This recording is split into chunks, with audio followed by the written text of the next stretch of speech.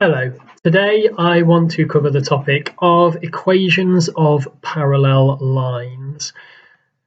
In order to access this, you will need to recall the following bits of information.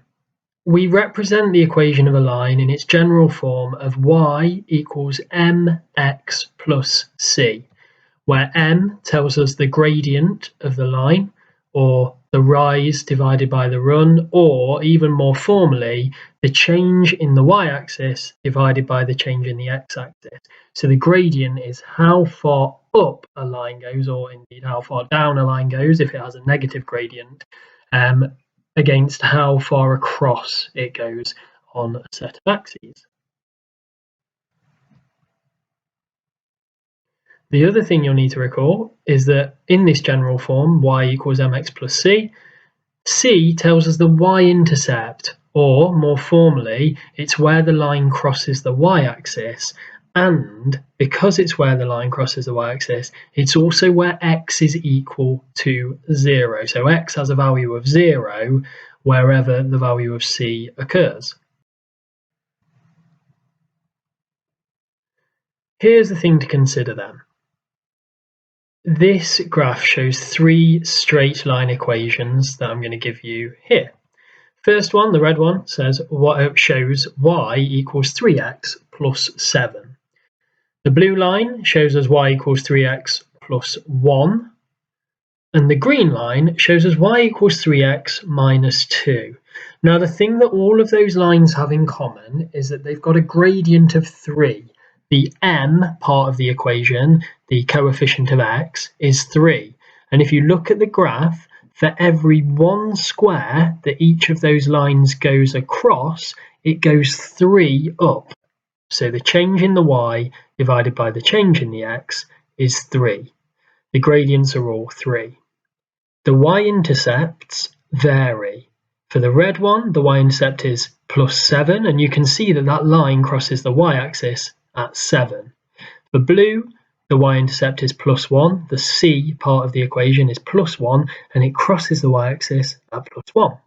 And for the green, this is minus 2, so the c part is minus 2, and it crosses the y-axis at minus 2. That's really important, but the thing to notice here is that because they all have a gradient of 3, all of those lines are parallel. They will never meet. If we extended them all the way in either direction, those lines would never intersect, they would never meet, they'd never cross. This tells us our first important key point then, that lines with the same gradient are parallel. Lines with the same gradient are parallel. It's really important. We're going to put a fat box around it. This means that the equation y equals 2x plus 6, if we plotted that as a straight line graph, it would be parallel to y equals 2x minus 1. In fact, they'd all be parallel as long as they had 2x plus anything, so 2x plus c, where c can be any value, they would all be parallel. Likewise, y equals 5x minus 1 would be parallel to 2y equals 10x plus 13, we'll look at that one in a second, and it would also be equivalent to anything which was y equals 5x plus something.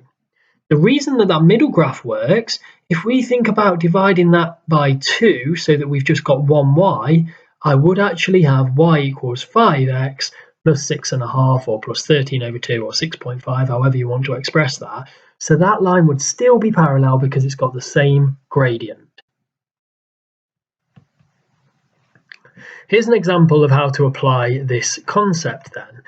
If I want to apply lines with the same gradient are parallel to a question like this, state the equation of a line parallel to y equals 4x plus 1, which passes through the point 0 and minus 5, then I've actually got most of the answer already written in the question. Because lines with the same gradient are parallel, I know the equation of any line that is parallel to y equals 4x plus 1 is going to have y equals 4x. That makes it parallel. The only thing I need to now consider is where would this line, if it's passing the y-axis, I need to know which point it passes that y-axis. Well, here, because I'm already told that it goes through 0, minus 5, I know that the equation of this line would just be y equals 4x minus 5. Because when x is 0, y is minus 5. So I know that that's the y-intercept. That's a really simple example of a question you could get asked.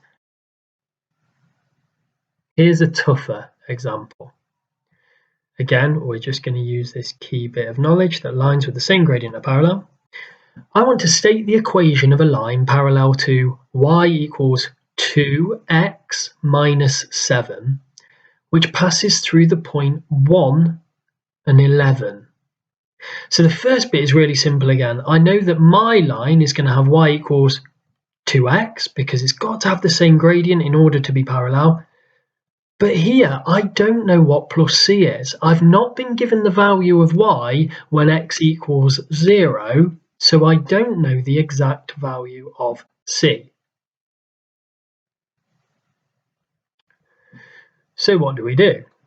Well, I know that the gradient is 2, so I know I've got part of my equation. I just need to consider this c bit. Because it passes through the point 1, 11, I actually know that when x is 1, y is 11. So I can substitute these values into the part of an equation that I've already got. So I'm going to go 11, because that's my y value, is equal to 2 lots of 1, because that's my x value, plus c. I've got the 11 from the y value, I've got the 1 from the x value of the point that my line passes. 2 times 1 is just 2, so I can expand that bracket out straight away. And then, in order to figure out the value of c, I can simply subtract 2 from both sides. That leaves me with 9 is equal to c. That 9 is positive, so I can put it with the equation that I've got at the top, y equals 2x plus 9. If I'd got a negative value there, I would have 2x minus 9, but I didn't, I got a positive, so that's the equation of that line that answers the question. If you're lucky enough to be in one of my classes, I will have set you a quiz on Show My Homework that you can have a go at now. But for people who aren't so lucky, you can have a go at these questions. I promise you that the answers are there in the multiple choice at the bottom. And if you're unsure, then you can get in touch, you can comment, and I can hopefully ping those answers across to you. So questions 1 and 2. Question 3 and 4.